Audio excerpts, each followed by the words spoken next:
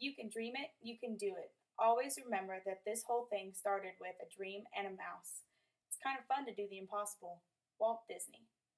Ask a child today, whether 4 or 40, what the term Disney means to them, and you'll soon find that the given answers are synonymous. The name invokes an opportunity to dream, to have fun, and to learn the very important life lesson that it's never too late, whether big or small, rich or poor, to achieve success.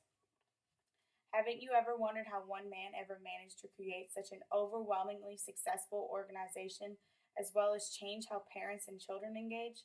What drove him, inspired him, and made him one of the most successful entrepreneurs in history? What can we learn from someone so positive? Walt Disney had somewhat humble beginnings. He was not born into money, inherited wealth, nor did he marry into a money situation. His family endured hardships, but they also invited others into their home for meals that may have been down on their luck. Walt was a regular guy and worked for his income in his early adulthood. He made his own successes. He had a passion for creativity and as an artist. No matter what the job, he always found time to draw. He was employed to fund his passion for creating. His first business went bankrupt, but he never gave up on his dreams. He held various jobs, such as a draftsman, an inker, and a commercial art studio. Mr. Disney once even held a job as an ambulance driver during World War I. He never allowed obstacles to stand in his way. He loved what he did and never lost sight of his dream. Every failure led to another avenue, and that avenue led to another success in his thoughts.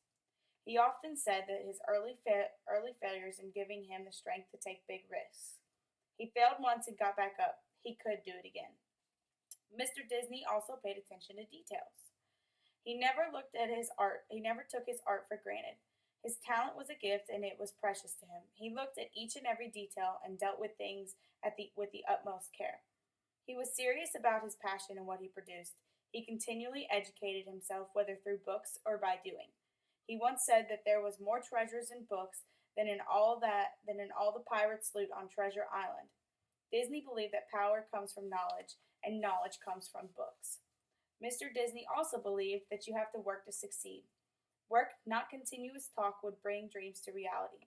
Mr. Disney believed that a person doesn't look for shortcuts, but should be willing to invest time and effort into a task or job.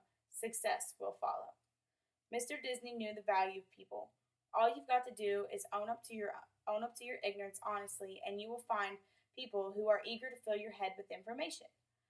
People love to help and teach others. Mr. Disney recognized this and permitted others to help him achieve his goals and parts of his dreams by permitting others to use their life experiences and knowledge to help the group as a whole gain.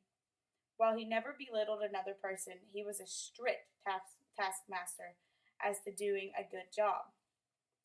He was an uncompromising in his desire for quality and held himself and his staff to high standards. He believed that all the success in the world wouldn't be worth anything if priorities were backwards. Mr. Disney was willing to pay for and spend time on talent. He also believed in teaching and training his workforce. He hired women and promoted them during a time when that was the exception and not the norm. He frankly cared for his employees, and his big-heartedness and support were renowned. He also never let himself or his workforce lay on their laurels. After he and the team finished one project, he would immediately begin another. He was never content to just be. He wanted to grow and achieve more. Mr. Disney also believed in the family unit. He also knew where his priorities lay in reference to his wife and two daughters, and was once quoted as saying, "A man should never neglect his family for business." His daughters were the center of many of his decisions concerning the building of Disneyland. He wanted a tourist attraction, but he also wanted a space that studios families could come and relax. Walt Disney was a believer in doing for others. He shared of himself and his talent. Mickey could have been left as a doodle on a piece of paper back in 1928, instead of helping to teach us the value of love for friends and family, hope for the future, and goodness in others. Walt Disney left quite a large set of shoes to fill upon his death in 1966, and his legacy has been one that continues to grow and thrive. The studio and theme parks provide families worldwide with endless occasions to wish upon a star and make their dreams come true also.